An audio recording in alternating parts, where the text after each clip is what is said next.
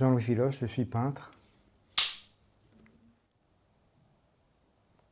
Il s'appelle l'incendie du ciel. Cet incendie du ciel, c'est pas bien sûr un incendie, c'est simplement un coucher de soleil. Ce que j'aime faire, c'est une peinture qui n'est pas descriptive, mais qui est suggérée, qui suggère en fait des émotions, mais qui n'est pas détaillée ni précise. J'aime cette frontière qui est entre la peinture figurative et la peinture abstraite, parce que c'est relativement figuratif, mais le traitement est un petit peu différent. Je découvre encore maintenant, après plus de 50 ans de peinture, j'ai l'impression de ne pas savoir encore assez peindre. Ma vocation, elle vient de loin, c'est-à-dire que j'étais au collège, en 1970 en banlieue, et j'avais une professeure de français qui nous donnait des cours d'histoire de l'art. Au bout de quelques mois, je me suis dit, mais pourquoi ne pas essayer de copier ces grands peintres? J'ai commencé comme ça.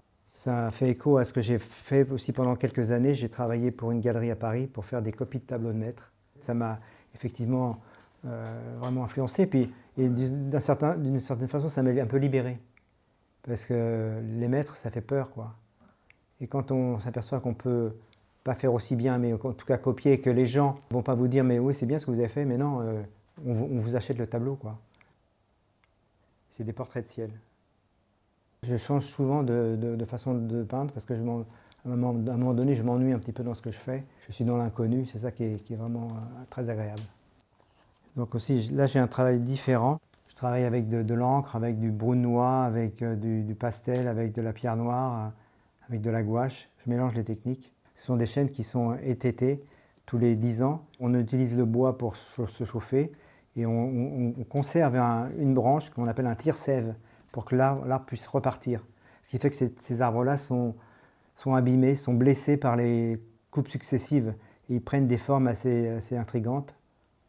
Suite à un événement on va dire, médical, je me suis dit maintenant il faut que je fasse autre chose.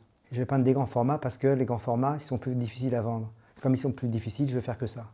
Je suis obligé de me renouveler, je ne peux pas peindre la même chose pendant 50 ans, ça serait tellement dommage, il y a tellement de choses à découvrir. Ce tableau-là s'appelle Le beau mensonge du soir. Donc on s'imagine qu'il s'est passé des choses, en bien ou en mal. J'ai eu le prix Charles Houlmont. Dans le jury, il y avait un peintre qui s'appelle Tristan Rat. Donc c'était en 1994. Et donc Tristan Rat était dans une galerie à Gassin, dans la presqu'île de Saint-Tropez. Il avait repéré mon travail. Il a appelé le galeriste, le directeur de la galerie en question. Et il lui a dit, il faut que tu prennes ce gars-là. C'est une surprise, je ne m'y attendais pas du tout.